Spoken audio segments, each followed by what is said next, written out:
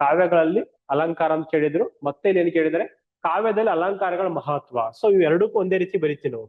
Actually ನಾವು ಕಾವ್ಯದಲ್ಲಿ ಅಲಂಕಾರ ಪ್ರಶ್ನೆ ಕೇಳಿದ್ರ ಅಂತ ಹೇಳಿದ್ರು ಸಹ ನಾವು ಇಲ್ಲಿ ಏನ್ ಮಾಡ್ತೀವಿ, ಅಲಂಕಾರಗಳ ಮಹತ್ವವನ್ನು ತಿಳಿಸ್ತೀವಿ. ಯಾಕೆ ಅಲಂಕಾರ ಮುಖ್ಯ, ಅಲಂಕಾರ ಇಲ್ಲಾಂದ್ರೆ ಏನಾಗುತ್ತೆ ಅಲ್ವಾ. ಸೊ ಸುಮಾರು ಲಾಕ್ಷಣಿಕರು ಹಲವಾರು ಉದಾಹರಣೆಗಳನ್ನು ಕೊಟ್ಟಿದ್ದಾರೆ ಹೇಗೆ ಅಲಂಕಾರ ಮುಖ್ಯ ಅಂತ ಅಲ್ವಾ. ಒಂದು ಹೇಳ್ತಾರಲ್ಲ ಅದರೆಲ್ಲ ಆಭರಣಗಳು ಎಷ್ಟು ಮುಖ್ಯ, ಒಂದು ಹೆಣ್ಣಿನ ಸೌಂದರ್ಯವನ್ನು ಇನ್ನೂ ಹೆಚ್ಚು ಕಾಣಬೇಕಂತ ಹೇಳಿದ್ರೆ ವಸ್ತ್ರಾಭರಣಗಳಾಗಿರ್ಬೋದು, ಅವುಗಳು ಯಾವ ರೀತಿ ಎಲ್ಲೆಲ್ಲಿ ಬಳಸಬೇಕು ಅನ್ನೋದ್ ಬಗ್ಗೆ ಅಲಂಕಾರ ಶಾಸ್ತ್ರ ಆಗಲಿ ಅಲಂಕಾರಿಕರು ಅವರೆಲ್ಲರೂ ಸಹ ತಮ್ಮ ಕಾವ್ಯಗಳಲ್ಲಿ ಮಾತಾಡಿದ್ದಾರೆ ಆಕ್ಚುಲಿ. ಓಕೆ, ಸೊ ಅದರ ಮಹತ್ವ ಹೇಳ್ಬೇಕಾಗುತ್ತೆ, ಯಾಕೆ ಪ್ರಾಮುಖ್ಯತೆ ಇದೆ ಅಂತ. ಆಮೇಲೆ ಕಾವ್ಯಕ್ಕೆ ಅಲಂಕಾರಗಳ ಅಗತ್ಯತೆ ಯಾಕೆ ಅಗತ್ಯ ಇದೆ, ಅಲಂಕಾರ ಇಲ್ಲಾಂದ್ರೆ ಏನಾಗುತ್ತೆ. ಒಟ್ಟಾರೆಯಾಗಿ ನಾವು ಒಂದೊಂದಾಗಿ ನೋಡಕ್ ಹೋಗೋಣ, ಯಾಕೆ ಅಲಂಕಾರ. ಆಮೇಲೆ ಕೊನೆಗೆ ನೀವು ಪ್ರಶ್ನೆ ನೋಡೋದು ಗೊತ್ತಾಗುತ್ತೆ, ಹೌದು ಅಲಂಕಾರ ಏನಕ್ಕೆ ಮುಖ್ಯ ಅಂತ ನಮಗೆ ಗೊತ್ತಾಗ್ಬೇಕು. ಅದು ಅದರ ಅಗತ್ಯ ಯಾಕೆ, ಅದರ ಮಹತ್ವ ಏನು, ಅಲಂಕಾರ ಇಲ್ಲದಿದ್ರೆ ಒಂದು ಕಾವ್ಯ ಹೇಗ್ ಕಾಣಿಸುತ್ತೆ ಅನ್ನೋದು ಸಹ ನಾವು ನೋಡ್ತೀವಿ. ಓಕೆ, ನೋಡ್ಬೋದು ಅಲಂಕಾರ ಕುರಿತು. ವಿಶಾಲ ಅರ್ಥದಲ್ಲಿ ಕಾವ್ಯದ ರಮಣೀಯತೆ ಅಥವಾ ಅದರ ಸೌಂದರ್ಯಕ್ಕೆ, ಅಂದ್ರೆ ಕಾವ್ಯದ ಸೌಂದರ್ಯ, ಅದರ ಸೌಂದರ್ಯಕ್ಕೆ ಕಾರಣವಾಗುವ ಶಬ್ದ ಮತ್ತು ಅರ್ಥಗಳ ಉಕ್ತಿ ವೈಚಿತ್ರವನ್ನು ನಾವು ಅಲಂಕಾರ ಎನ್ನಬಹುದು. ಯಾವ್ದೋ ಒಂದು ಪದ್ಯ ಬರೀತೀವಿ ಅಂತ ಹೇಳಿದ್ರೆ ಅಲ್ಲಿ ಬರುವಂತಹ ಶಬ್ದ ಇದೆಯಲ್ಲ. ಸೊ ಉದಾಹರಣೆಗೆ ಏನು ಹೇಳ್ಬೋದು, ಬಸವಣ್ಣ ವಚನ ತಗೋಬಹುದು. ಅವ್ರ ವಚನದ ಹೇಳ್ತಾರೆ, ಎನ್ನ ಕಾಲೆ ಕಂಬ, ಎನ್ನ ಕಾಲೆ ಕಂಬ ದೇಹವೇ ದೇಗುಲ, ನನ್ನ ಕಾಲೆ ಕಂಬ ದೇಹವೇ ದೇಗುಲ ಅಂತ. ಸೊ ಅವರು ತಮ್ಮ ಕಾಲನ್ನ ಕಂಬ ಮಾಡ್ಕೊಳ್ತಾ ಇದ್ದಾರೆ, ತಮ್ಮ ದೇಹವನ್ನೇ ಇಲ್ಲಿ ದೇಗುಲ ಅಂತ ಹೇಳ್ತಾ ಇದ್ದಾರೆ. ಆಮೇಲೆ ತನ್ನ ನನ್ನ ಶಿರವೇ ಅನ್ನ ಕಳಸವಯ್ಯ ಅಂತ ಹೇಳ್ತಾ ಇದ್ದಾರೆ. ಅಂದ್ರೆ ಅವ್ರ ತಲೆಯನ್ನೇ ದೇವಸ್ಥಾನದಲ್ಲಿ ಇರುವಂತಹ ಕಳಶ ಅಂತ, ಅವರ ಕಾಲನ್ನೇ ಅವರು ಕಂಬ ಮಾಡ್ಕೊಂಡಿದ್ದಾರೆ, ಆಮೇಲೆ ತನ್ನ ದೇಹವೇ ದೇಗುಲ ಮಾಡ್ಕೊಂಡಿದ್ದಾರೆ ಅಲ್ವಾ. ಇದು ನಾವು ರೂಪಕ ಅಲಂಕಾರದಲ್ಲಿ ನೋಡ್ತಾ ಇದ್ದೀವಿ ಅಲ್ವಾ. ಇದು ರೂಪಕ ಅಲಂಕಾರದಲ್ಲಿ ನೋಡ್ತಾ ಇದೀವಿ. ಒಂದ್ ವೇಳೆ ಇದು ಇಲ್ಲದಿದ್ದರೆ, ನೇರವಾಗಿ ಹೇಳ್ತಾ ಇದ್ರೆ ಅಷ್ಟೊಂದು ಔಚಿತ್ಯ ಆಗಿ ಕಾಣ್ತಾ ಇಲ್ಲ ಅಲ್ವಾ. ಸೊ ಇಲ್ಲಿ ಬಸವಣ್ಣವರು ನೇರವಾಗಿ ಹೇಳದೆ ಪರೋಕ್ಷವಾಗಿ ವಕ್ರೋತಿಯನ್ನ ಬಳಸಿ ಈ ರೀತಿ ಅವರು ತಮ್ಮ ವಚನದಲ್ಲಿ ಹೇಳ್ತಾ ಇದ್ದಾರೆ. ಸೊ ಇಲ್ಲಿ ನಮಗೆ ಶಬ್ದ ಕಾಣ್ತಾ ಇದೆ, ಆ ಶಬ್ದದಲ್ಲಿ ನಮಗೆ ಅರ್ಥನೂ ಸಹ ಇದೆ. ನಮ್ಗೆ ಗೊತ್ತಿದೆ ದೇಹ ಇದೆ, ದೇಹವೇ ದೇಗುಲಕ್ಕೆ ಹೋಲಿಸ್ತಾ ಇದ್ದಾರೆ. ಸೊ ಇಲ್ಲಿ ನಮಗೆ ದೇಹ ಅನ್ನೋದು ನಮ್ಗೆ ಅರ್ಥವಾಗಿ ನಮ್ಗೆ ದೇಗುಲ ತರ ಕಾಣಿಸ್ತಾ ಇದೆ ಅನ್ನೋ ತರ ಇದೆ ಅಲ್ವಾ. ಸೊ ಈ ನಿಟ್ಟಿನಲ್ಲಿ ನಾವು ಅಲಂಕಾರನ ವ್ಯಾಖ್ಯಾನೆ ಮಾಡಬಹುದು ಅಂತ ಹೇಳ್ತಾ ಇದ್ದಾರೆ. ಆಮೇಲೆ ಭಾರತೀಯ ಕಾವ್ಯ ಮೀಮಾಂಸೆಯ ಪ್ರಮುಖ ಲಕ್ಷಣದ ದಂಡಿ, ಇದನ್ನು ನಾವು ಆನ್ಸರ್ದಲ್ಲಿ ಕೋಟ್ ಮಾಡ್ಬೇಕಾಗತ್ತೆ. ಓಕೆ, ಅಲಂಕಾರ ಕುರಿತು ಪ್ರಶ್ನೆ ಬಂದಾಗ, ಪ್ರಶ್ನೆ ಸುಮಾರು ಸಲ ಕೇಳಿದ್ದಾರೆ, ಅವಾಗಲೇ ನೋಡಿದೀವಿ. ದಂಡಿ ಏನ್ ಹೇಳ್ತಾನೆ ಅಂತ, ಕಾವ್ಯ ಶೋಭಾಕರನ್ ಧರ್ಮನ್ ಅಲಂಕಾರನ್ ಪ್ರಚಕ್ಷತೆ ಅಂತ. ಕಾವ್ಯ ಅನ್ನೋದು ಹೇಗಿರ್ಬೇಕು ಅಂತ, ಕಾವ್ಯಕ್ಕೆ ಸೊಗಸು ಕೊಡುವ ಧರ್ಮಗಳೇ ಅಲಂಕಾರಗಳನ್ನು. ಕಾವ್ಯ ತುಂಬಾ ಚೆನ್ನಾಗಿ ಕಾಣಿಸ್ತಾ ಇದೆ, ನೀವು ಓದ್ಬೇಕಾದಾಗ ನಮ್ಗೆ ಅರ್ಥಭರಿತವಾಗಿದೆ, ಜೊತೆಯಲ್ಲಿ ಓದ್ಬೇಕಾದ್ರೂ ಸಹ ನಮ್ಗೆ ತುಂಬಾ ಚೆನ್ನಾಗಿ ಅನಿಸ್ತಾ ಇದೆ ಅಲ್ವಾ. ಉದಾಹರಣೆಗೆ ನಾವು ಅಲ್ಲಮ್ಮನ ಬೆಡಗನ ವಚನ ನೋಡ್ತೀವಿ ಅಲ್ವಾ, ಕೆಂಡದ ಗಿರಿಯ ಮೇಲೊಂದು ಅಂತ. ಸೊ ಅಲ್ಲೂ ಸಹ ಅರ್ಥ ಹಲವಾರಿದ್ದಾವೆ, ಜೊತೆಯಲ್ಲಿ ಅವ್ರು ಬಳಸಿರುವಂತ ಪದಗಳಿದಾವಲ್ಲ ವಿಶೇಷತೆಯಿಂದ ಕೂಡಿದ್ದಾವೆ. ಅದಕ್ಕೋಸ್ಕರ ಇಲ್ಲಿ ಕಾವ್ಯಕ್ಕೆ ಸೊಗಸು ಕೊಡುವ ಧರ್ಮಗಳು ಯಾವ್ಯಾವ ಧರ್ಮಗಳು, ಅವೇ ಅಲಂಕಾರಗಳದ್ದು. ಒಂದು ರೂಪಕ ಅಲಂಕಾರ ಆಗಿರೋದು, ಉಪಮೆ ಆಗಿರ್ಬೋದು, ದೀಪಕ ಅಲಂಕಾರ, ಯಮಕ ಆಗಿರ್ಬೋದು. ಹಲವಾರು ಕವಿಗಳು ಇದನ್ನ ಬಳಸ್ಕೊಂಡು ತಮ್ಮ ಪದ್ಯಗಳ ರಚನೆ ಮಾಡ್ತಾರೆ. ನಾವು ನೋಡ್ಬೋದು ಸುಮಾರು ಕಡೆ ವರ್ಣನೆ ಮಾಡಬೇಕಾದ್ರೆ, ಒಂದು ಹೆಣ್ಣಿನ ವರ್ಣನೆ ಮಾಡ್ಬೇಕಾದ್ರೆ ಹೇಳ್ತಾರೆ, ಅವಳ ಮುಖ ಚಂದಿರ, ಹುಣ್ಣಿಮೆಯ ಚಂದಿರನಂತೆ ಇತ್ತು ಅಂತ. ಸೊ ಅದನ್ನು ಕೂಡ ಇಲ್ಲಿ ಅಲಂಕಾರನೇ ಬರ್ತಾ ಇದೆ. ಎಲ್ಲಿ ಹೋಲಿಸ್ತಾ ಇದ್ದಾರೆ, ಬೆಳದಿಂಗಳನ್ನು ಇಡುವಂತ ಹುಣ್ಣಿಮೆಯ ಚಂದ್ರನಿಗೆ ಅವರ ಮುಖವನ್ನು ಹೋಲಿಸ್ತಾ ಇದ್ದಾರೆ. ಸೊ ಇದನ್ನು ಸಹ ನಾವು ಅಲಂಕಾರದ ಭಾಗವಾಗಿ ನೋಡ್ತೀವಿ. ಅದೇ ರೀತಿ ಇವಾಗ ದುರ್ಯೋಧನ ಮತ್ತು ಭೀಮನ ಯುದ್ಧನು ಸಹ ಯಾವ ರೀತಿ ಇದ್ ಮಾಡ್ತಾರೆ ಅಂತ ಹೇಳಿದ್ರೆ, ಮದ ಗಜರಂತೆ ಇವರಿಬ್ಬರು ಯಾವ ರೀತಿ ಹೋರಾಡ್ತಾ ಇದ್ರು, ಮದ ಗಜಗಳದಂತೆ ಹೋರಾಡ್ತಾ ಇದ್ದರು. ಸೊ ಇದನ್ನು ಸಹ ನಾವು ಇಲ್ಲಿ ಇದು ಅಲಂಕಾರದಲ್ಲೇ ನೋಡಬಹುದು. ಓಕೆ, ಸೊ ಇದು ನಮ್ಗೆ ಏನಂತ ಹೇಳಿದ್ರೆ ಕಾವ್ಯಕ್ಕೆ ಶೋಭೆಯನ್ನು ಕೊಡುವಂತ ಅಂಶಗಳು. ಇವಾಗ ಕುಮಾರವ್ಯಾಸ ಭಾರತ ನೋಡ್ತೀವಿ, ಪೋಲು ಗುರುವಿನ ಮರಣ ವಾರ್ತೆ ಅಂತ ಬರುತ್ತೇನೆ. ಪೋಲು ಗುರುವಿನ ಮರಣ ವಾರ್ತೆ. ಸೊ ಇಲ್ಲಿ ನೇರವಾಗಿ ಏನ್ ಹೇಳ್ತಾ ಅಂತ ಹೇಳಿದ್ರೆ, ಅಲ್ಲಿ ಜಸ್ಟ್ ಏನಂತ ಹೇಳಿದ್ರೆ ದ್ರೋಣಾಚಾರ್ಯರ ಸಾವಾಗಿದೆ. ಆದ್ರೆ ದ್ರೋಣಾಚಾರ್ಯರ ಸಾವಾಗಿದೆ ಅಂತ ಹೇಳ್ತಾ ಇಲ್ಲ ಇಲ್ಲಿ.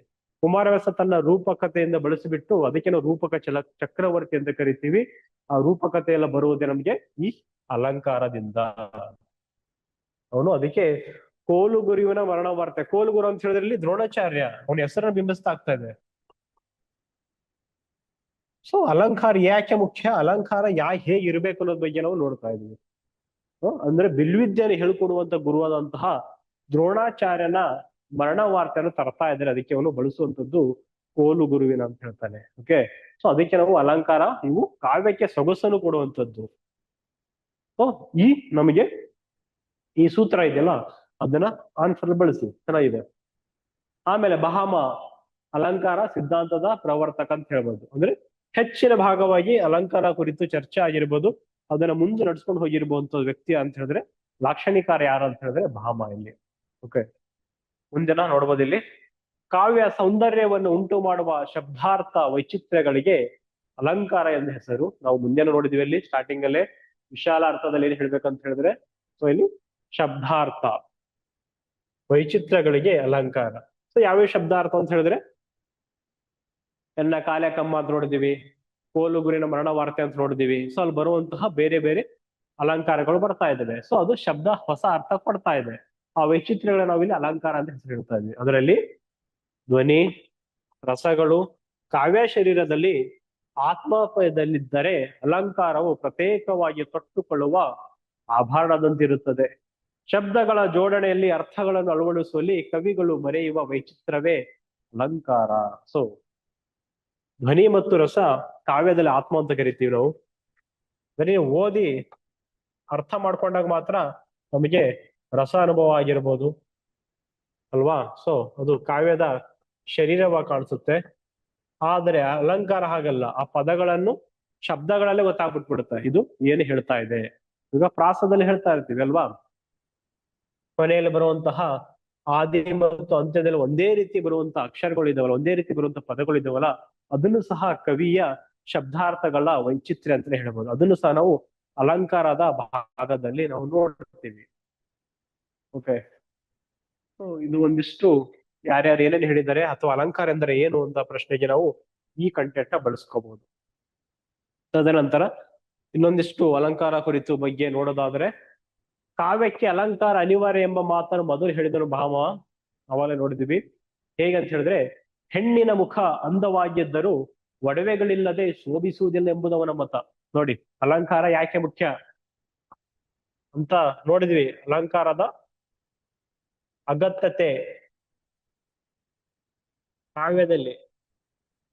ಕಾವ್ಯದಲ್ಲಿ ಅಲಂಕಾರ ಅಗತ್ಯತೆ ಯಾಕೆ ಅಂತ ಹೇಳಿದಾಗ, ನಾವು ಇಲ್ಲಿ ಭಾಮ ಹೇಳ್ತಾ ಇದ್ದಾರೆ, ಒಂದು ಹೆಣ್ಣು ಮುಖ ಎಷ್ಟೇ ಅಂದವಾಗಿದ್ರು, ಎಷ್ಟೇ ಚಂದವಾಗಿದ್ರು, ಅವಳು ಮೂಗ್ನತ್ತಾಗಿರ್ಬೋದು, ಓಲೆಗಳಾಗಿರ್ಬೋದು, ಕಳ್ಳು ಸರ ಆಗಿರ್ಬೋದು, ಸೊ ನೀವು ನೋಡ್ತೀವಲ್ಲ, ಸೌಂದರ್ಯವನ್ನು ಹೆಚ್ಚು ಬಳಸುವಂತಹ ಅಂಶಗಳಾಗಿರ್ಬೋದು, ಅದು ಅಲಂಕಾರದಿಂದ ಹೆಚ್ಚಾಗುತ್ತೆ ಅಂತ ಹೇಳ್ತಾ ಇದ್ದಾರೆ. ಅದೇ ರೀತಿ ಕಾವ್ಯದಲ್ಲೂ ಸಹ ಅದು ಬೇಕು. ಹೇಗಂತ ಹೇಳಿದ್ರೆ, ಅವರು ಹೆಣ್ಣಿಗೆ ಉಳಿಸ್ತಾ ಇದ್ದಾರೆ. ಹೆಣ್ಣಿನ ಮುಖ ಅಂದವಾಗಿದ್ದರೂ ಸಹ ಒಡವೆಗಳಿಲ್ಲದೆ ಶೋಭಿಸುವುದಿಲ್ಲ. ಸೊ ಹೆಚ್ಚಿನ ಆಭರಣಗಳು, ಹೆಚ್ಚಿನ ನಾವು ಮೇಕಪ್ ಅಂತ ಏನ್ ಕರಿತೀವೋ, ಅಥವಾ ಯಾವುದೇ ಅದನ್ನ ಎಲ್ಲೆಲ್ಲಿ ಹಾಕೋಬೇಕು ಅದನ್ನೆಲ್ಲ ನಾವು ಬಳಸ್ಕೊಂಡು ಇದ್ ಮಾಡಿದ್ರೆ ಇನ್ನೂ ಅಷ್ಟು ಸುಂದರವಾಗಿ ಕಾಣಿಸ್ತಾರೆ ಅನ್ನೋ ತರನೇ ಕಾವ್ಯದಲ್ಲೂ ಸಹ ಈ ರೀತಿ ಅಲಂಕಾರಗಳು ಬಳಸಬೇಕು, ಅದರ ಅಗತ್ಯತೆ ತುಂಬಾ ಇದೆ ಅಂತ ಭಾಮ ತನ್ನ ಅಭಿಪ್ರಾಯವನ್ನು ವ್ಯಕ್ತಪಡಿಸ್ತಾ ಇದ್ದಾನೆ. ಓಕೆ, ಆಮೇಲೆ ಒಂದು ಉದಾಹರಣೆ ಕೊಡ್ತಾನೆ. ಯಾರು ಭಾಮನೆ ಹೇಳ್ಬೋದು ಹೇಗೆ ಕಾಣಿಸುತ್ತೆ ಅಂತ. ಸೂರ್ಯ ಮುಳುಗಿದನು, ಹಕ್ಕಿ ಹಾರುತ್ತದೆ, ಚಂದ್ರ ಹುಟ್ಟುತ್ತಾನೆ. ಇವೆಲ್ಲ ಕಾವ್ಯದ ಮಾತುಗಳಲ್ಲಿ ಕೇವಲ ವಾರ್ತೆಗಳು.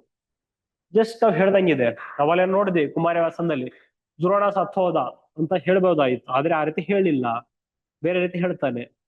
ಆಮೇಲೆ ಯುದ್ಧದ ಪ್ರಸಂಗದಲ್ಲಷ್ಟೇ, ರನ್ನನ ಗದಾ ಯುದ್ಧದಲ್ಲಿ ನೀರಂ ನಿಲ್ಲಿದ್ಕೊಂಡು ಬೆವರ್ಕೊಂಡು ಇರ್ತಾನಂತೆ, ಯಾರು ದುರ್ಯೋಧನ. ಸೊ ಅದನ್ನು ಹೇಳುವಂತ ರೀತಿ ಹೇಗಿದೆ, ಅವನು ಹೇಳ್ಬೋದಾಯ್ತು.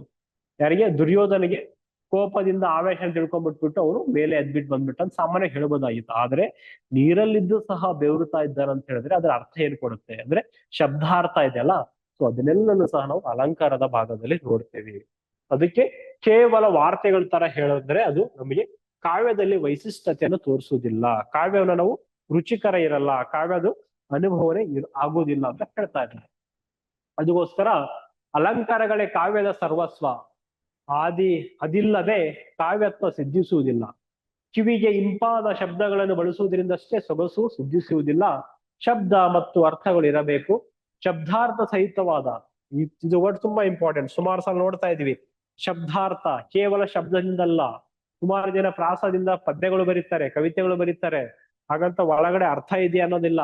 ಅರ್ಥನ ಇಂಪಾರ್ಟೆಂಟ್, ಕೇವಲ ಓದಕ್ಕಷ್ಟೇನೆ ಚೆನ್ನಾಗಿರೋ ಸಾಲದು, ಒಳಗಡೆ ಅರ್ಥನೇ ಇರಬೇಕು. ಒಂದು ಪದ್ಯ ಓದ್ತಾ ಇದ್ರೆ ಅಂತ ಹೇಳಿದ್ರೆ ಇದರಿಂದ ಕೂತ್ಕೊಂಡಿರ್ಬೇಕು, ಶಬ್ದಾರ್ಥದಿಂದ ಇರಬೇಕು. ಅದಕ್ಕೆ ಶಬ್ದಾರ್ಥ ಸಹಿತವಾದ ಕಾವ್ಯದಲ್ಲಿ ಅಲಂಕಾರವೇ ಜೀವಾಳ ಅಲ್ವಾ. ಒಂದು ಪರಿಪೂರ್ಣವಾದಂತಹ ಅರ್ಥ ಉಳ್ಳುವಂತಹ ಉದಾಹರಣೆ ನಮಗೆ ಕುವೆಂಪು ಅವರ ಕಲಿಕೆ ಪದ್ಯ ನೋಡ್ಬೋದು. ಆಮೇಲೆ ಪ್ರಾಚೀನ ಕನ್ನಡ ಸಾಹಿತ್ಯದಲ್ಲಿ ಆಗಿರೋ ಜನರ ಯಶೋಧರ ಚರಿತ್ರೆ ಆಗಿರ್ಬೋದು, ಪಂಪನ ಪಂಪ ಭಾರತ ನೋಡಿರ್ಬೋದು, ಆದಿಪುರಾಣ ಆಗಿರ್ಬೋದು, ಪಂಪನ ಬನವಾಸಿ ಕಾವ್ಯದ ಬಗ್ಗೆ ಆಗಿರ್ಬೋದು. ಬನವಾಸಿ ಬಗ್ಗೆ ಅವನು ಪಂಪ ಭಾರತದಲ್ಲಿ ವಿವರಣೆ ಮಾಡುವಂತ ಅಂಶಗಳಾಗಿರ್ಬೋದು.